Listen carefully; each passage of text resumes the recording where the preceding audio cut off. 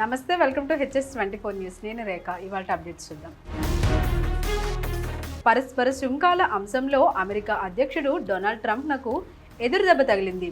అత్యవసర అధికారాల చట్టం కింద దిగుమతులు ట్రంప్ భారీ సుంకాలను విధించకుండా ఫెడరల్ ట్రేడ్ కోర్టు అడ్డుకుంది. ట్రంప్ తన అధికారాన్ని అతిక్రమించారని, అమెరికా వాణిజ్య విధానాన్ని తన ఇష్టాలపై ఆధారపడి ఉంచి ఆర్థిక గందరగోళానికి దారి తీశారని వ్యాజ్యాలు దాఖలయ్యాయి. వీటిపై విచారణ జరిపిన న్యూయార్క్లోని కోర్ట్ ఆఫ్ ఇంటర్నేషనల్ ట్రేడ్ అత్యవసర అధికారాల చట్టం కింద దిగుమతులపై ట్రంప్ భారీ సుంకాలను విధించకుండా తీర్పునిచ్చింది.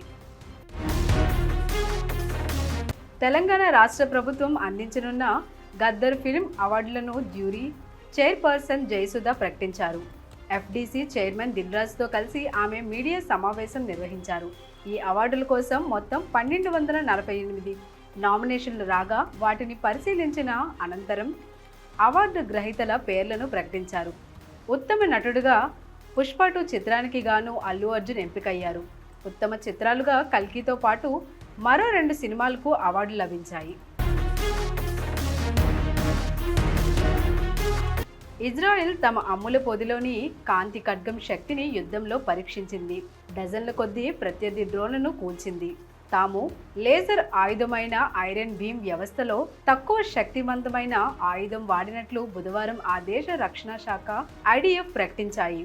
ఈ సరికొత్త సిస్టంలో తక్కువ శక్తి లేజర్ బీమ్ను తాము ఇంటర్సెప్టర్గా యుద్ధంలో వాడినట్లు పేర్కొన్నారు. దీనిని ఏడాది ద్వితీయార్థంలో పూర్తి స్థాయిలో సైన్యానికి అందించనున్నట్లు వెల్లడించారు. ఈ వ్యవస్థను ఇజ్రాయెల్కి చెందిన రఫేల్ సంస్థ అభివృద్ధి చేసింది. హెజ్బొల్లా నుండి డ్రోన్ల ముప్పు పెరగడంతో అనుకున్న సమయం కంటే ఎక్కువ వేగంగా దీనిని రూపొందించినట్లు రక్షణ శాఖ వెల్లడించింది. ప్రధానమంత్రి నరేంద్ర మోదీ సిక్కిం పర్యటన రద్దయింది. వర్షాలు, ప్రతికూల వాతావరణ పరిస్థితుల కారణంగా ఆయన సిక్కిం పర్యటనను రద్దు చేసుకున్నారు. అయితే సిక్కిం 50వ అవతరణ దినోత్సవం సందర్భంగా ప్రధాని మోదీ ఢిల్లీ నుండి వర్చువల్గా తన సందేశం వినిపించారు. 750 కోట్ల ప్రాజెక్టులను ఆయన ప్రారంభించనున్నారు. కాగా గురువారం నుండి 3 రోజుల పాటు ప్రధాని మోదీ 5 రాష్ట్రాల్లో పర్యటించనున్నారు. 6 బహిరంగ సభలతో పాటు రోడ్ షోలు నిర్వహించనున్నారు. సిక్కిం, పశ్చిమ బెంగాల్, బీహార్, ఉత్తరప్రదేశ్, మధ్యప్రదేశ్లో ప్రధాని పర్యటించనున్నారు. వివిధ అభివృద్ధి పథకాలకు శంకుస్థాపనలు, ప్రారంభోత్సవాలు చేయనున్నారు. ఆపరేషన్ సింధూర్ విజయవంతంపై తన సభల్లో ప్రధాని మోదీ ఫోకస్ చేయనున్నారు. ఈ క్రమంలో వాతావరణ పరిస్థితులు అనుకూలంగా లేకపోవడంతో ఈరోజు మోదీ సిక్కిం పర్యటన రద్దయింది. తర్వాత ఆయన రాష్ట్రాల పర్యటన పూర్తి వివరాలు తెలియాల్సి ఉంది.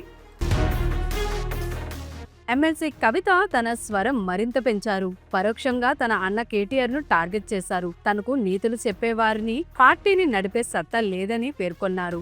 లేక ఎవరు బయట పెట్టారో చెప్పమంటే డబ్బులు ఇచ్చి సొంతింటి ఆడబిడ్డను తిట్టిస్తున్నారని మండిపడ్డారు. తాను ముందొకటి తరువాత ఒకటి మాట్లాడనని స్పష్టం చేశారు.